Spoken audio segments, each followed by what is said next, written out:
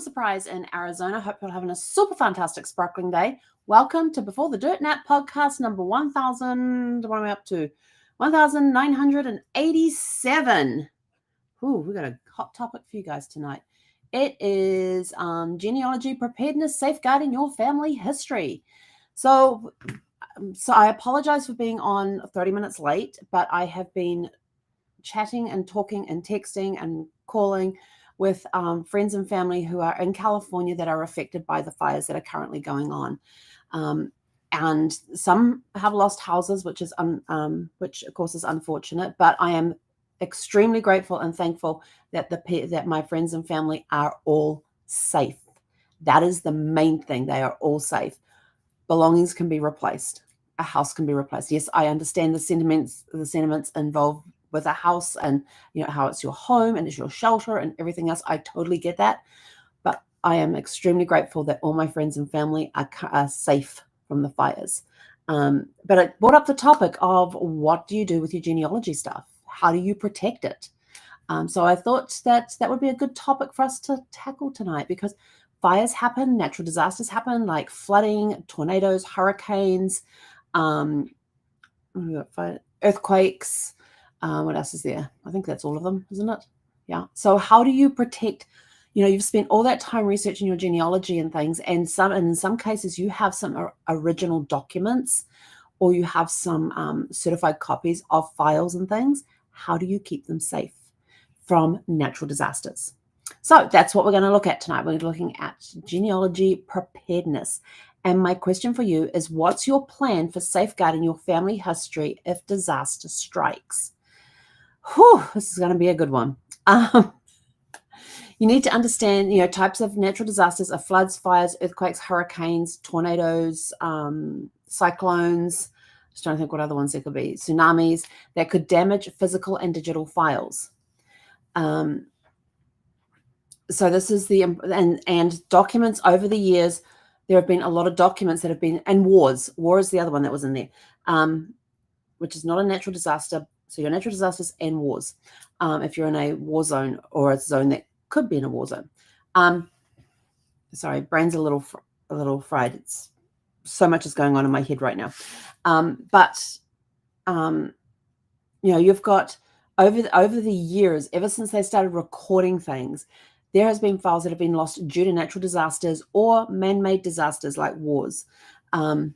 So how do you keep files safe that you currently have right now? You've had this documentation that's been, you've had the documentation that has been handed down through generations. You've got original copies of documents. You may have family Bibles. You've got maybe even canceled passports. I was cleaning out my safe box the other day and came across this. I'm like, what the heck's this? And I opened it up and it was Brad's passport. And I was like, oh. And then there was his expired passport. So do you think I'm keeping that? Heck yeah. Why? Because his passport was used back in the day when there were stamps.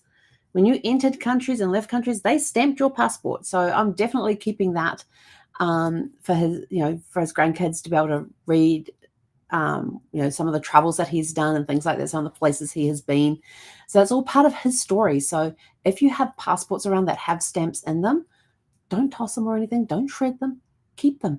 They are a travel journal in a way of places that you have been, places that ancestors have been, and they're really cool. Some of them have very, very cool stamps. I don't have it here. It's in my box. I actually have in my passport, because I have two passports, because I'm a citizen of New Zealand as well as a citizen of the US, they allow me dual citizenship. When I fly back to New Zealand, it's on my New Zealand passport. When I fly to the US, it's on my US passport. But when I was in the Cook Islands, we got to go to Foot Island. And I don't remember the history behind the naming of it, Foot Island. But when you're there, you can actually take your passport up, and for $5, you can get a foot stamp in your passport to say that you've been to Foot Island. They actually stamped your passport. They would actually stamp your passport. So I got both of mine stamped while I was there. And it's pretty cool. It's the shape of a foot with all the little toes on it, and says that it's in Foot Island, and they write in there the date that you were there and all that, and it's in your passport. It's an actual official passport stamp. So yeah, that was pretty cool to get that. So things like that you still want to keep, and how do you keep them? Okay, so we're going to talk through some of the ways that you can preserve records. You can use archive quality folders, sleeves, and boxes for long-term storage. And it's keep important documents in fireproof and waterproof safes.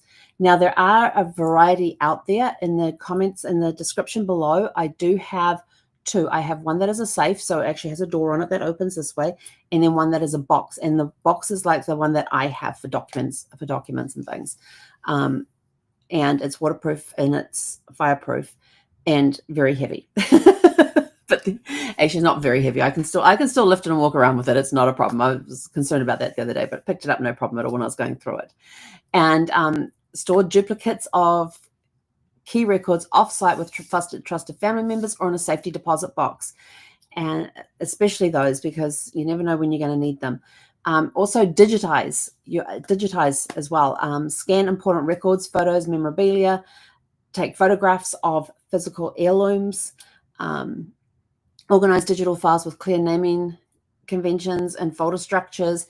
Backup files to external drives and cloud storage services. There is one that I use all the time and highly recommend, and it's called Forever. I believe in the description below there is a link to that. If not, there will be. I can't see it in there. I'll get that put in there, but it's a place where you purchase permanent cloud space.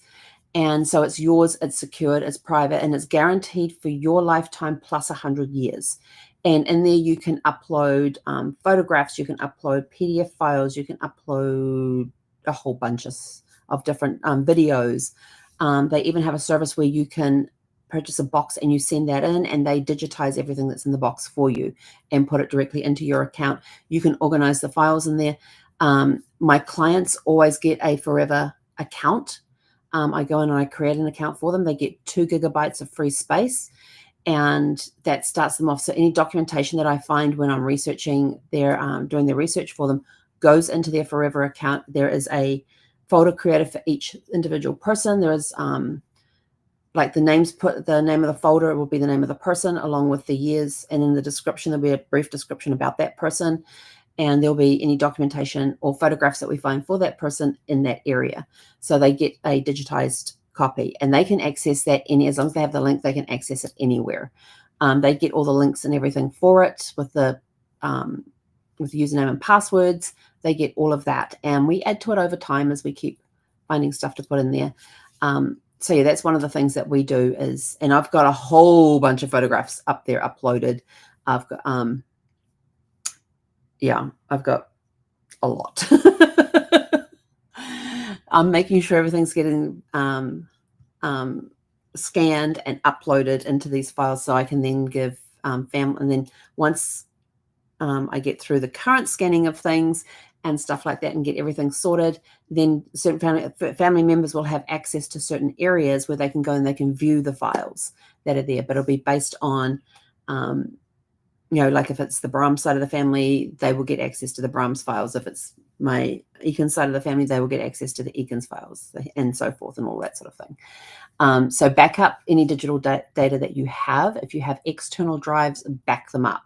Have a backup of a backup and keep those backups in separate places so that you can access them when needed, like the safety deposit box. Give it to a trusted family member to store with you, to keep stored, so that there is backups upon backups upon backups.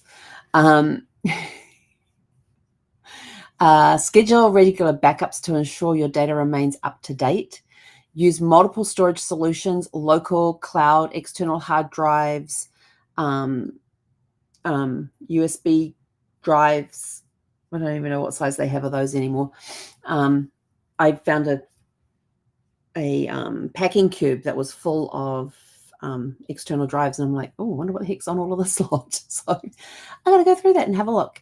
And encrypt sensitive files to maintain privacy. Just remember how to unencrypt them, how to access them. Sharing with family, distributed copies of family trees and key documents among relatives. Creating shared digital repositories that family members can access. The other thing that you can do too, if you don't want to, if you have family documents and stuff that, old family documents and things that you want to archive, you can always send them off to places that specialize in archiving the records, where they can scan them and make them digitally available to you, and you keep the digital files that way if you don't want to have all that paperwork around. I have a lot of paperwork. Do I want to take it down to New Zealand? I kind of do, but then at the same time, I'm sort of like, what if the box gets lost when I move down to New Zealand? So there'll be a lot of stuff that's going to be scanned and preserved that way, and then the rest of it, if nobody in the family wants it, it's going to go off to a repository that specializes in archiving documentation, and they have their archive safe areas, and they have their ways of fireproofing and waterproofing those areas as well. Then you got restoration recovery, knowing services that can restore damaged photographs and documents, and learn techniques to salvage water damage records, and maintain detailed inventories to facilitate recovery. So when you go through your files and make a list of every document that you have. Here's Aunt Mabel. Here's all the documents we have for Aunt Mabel. Her birth certificate. We've got a copy of her birth certificate, her baptismal record. Here's a copy of her marriage certificate, of her death certificate. Here's copies of the birth certificates of her children. That's Aunt Mabel's file. Here's some wedding photos from here. Here's some family photos and stuff. So you've got Aunt Mabel's file all there, and you've got it digital, and you've got it an inventory of all the documentation that you have for Aunt Mabel, and then you've got your second great grandfather over here, and you've got all the stuff that he has over there. So have an action plan. If you're going to, hang on, I thought I missed something in here. Hang on.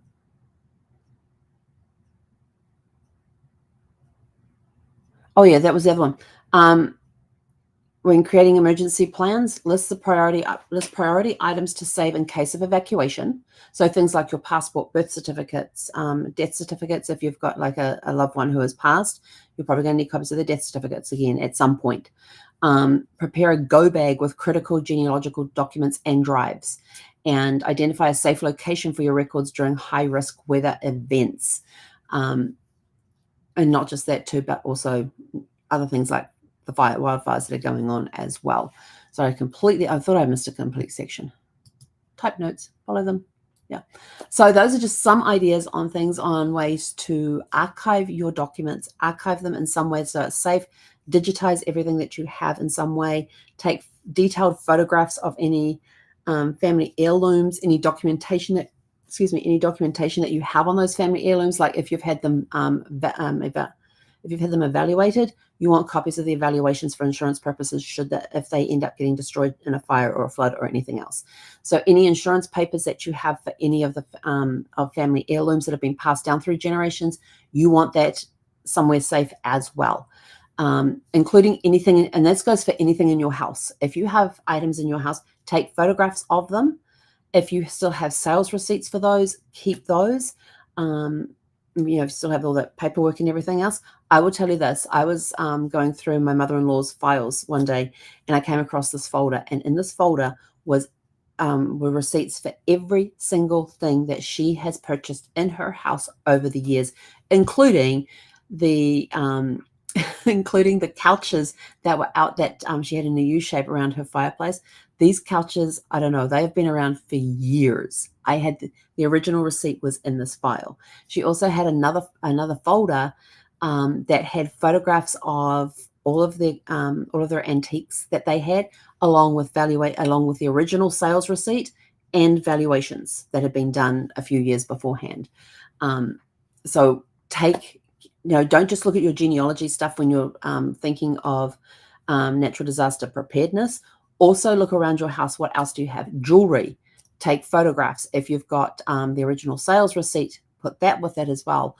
Have that on hand, and any appraisals that's what I was trying to think, not valuations, appraisals. Any appraisals that you have had done for the items in your house, make sure you have photographs of the item that goes with the appraisal, and keep them together in a binder and archival safe plastic sleeves.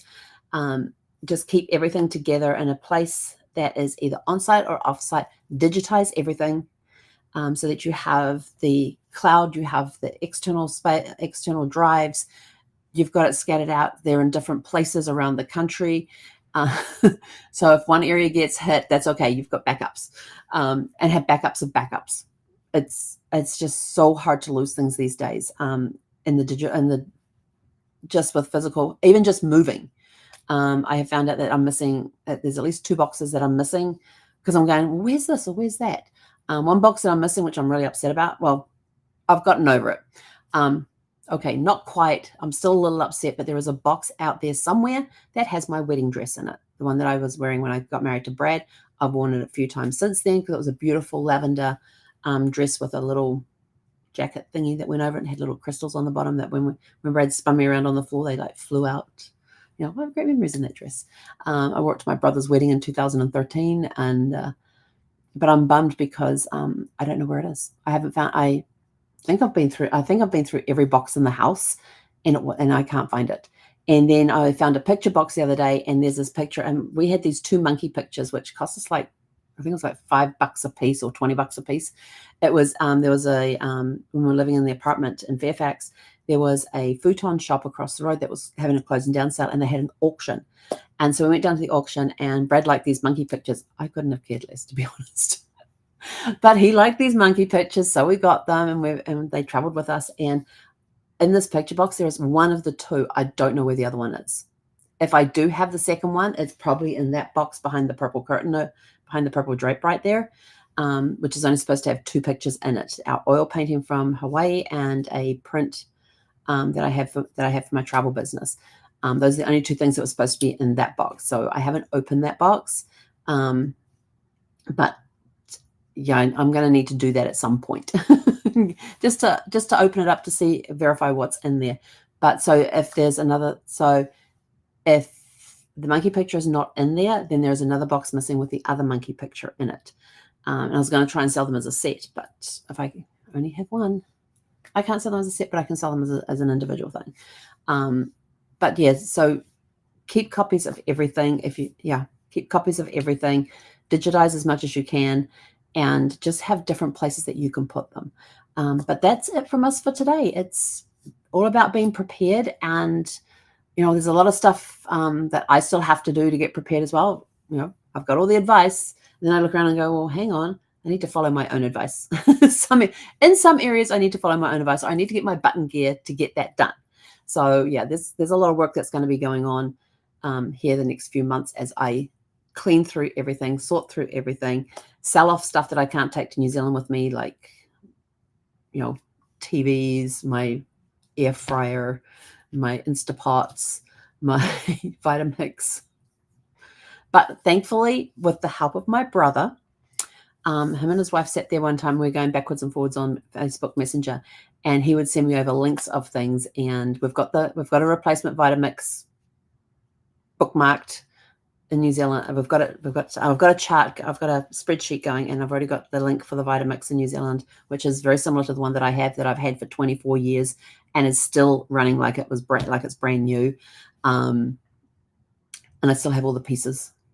It comes with 2 jugs. One's a dry, one's a wet, and I've got the plunger. The plunger thing is new. Somehow Brad managed to catch the plunger in the blade one day, and so he went and got a new one. And so we have the plunger, and I still have the recipe book with it too, with some little handwritten notes in there. I'm not sure if I'll sell the recipe book with it though.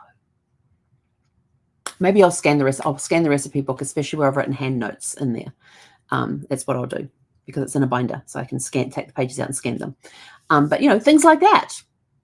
Family recipes. What are you doing to keep the family recipes safe? Get them scanned, and make sure you have those archive safe boxes, those fireproof boxes, the waterproof. The ones that I've gotten there are both fireproof and waterproof. The second one on the list is actually a box that the lid opens this way. It's got a key on it, and that's one that I have. And it actually has in the bottom of it, it has a place where you can drill through. So if you want to bolt it to the floor of a closet or a cupboard or something, bolt it to the foundation of the house, you're able to do that. But I've never done that with this box. But it has worked brilliantly for keeping our valuables safe and keeping documents in that safe as well. So with that, we are out of here. Go out, have a super fantastic, sparkling evening. All thoughts and prayers are with everybody in California, not just friends and family, but also those we don't know, just anybody whose house is in danger, who has lost a house, and especially with the emergency services who are working tirelessly to get these fires under control and do the best that they can to save as many houses as they can, keeping everybody safe. So thoughts and prayers are with everybody there in the LA area that are affected by these wildfires. But go out, have a super fantastic, sparkling evening, and we'll catch you guys back here tomorrow evening at 6 p.m. Pacific. He konara.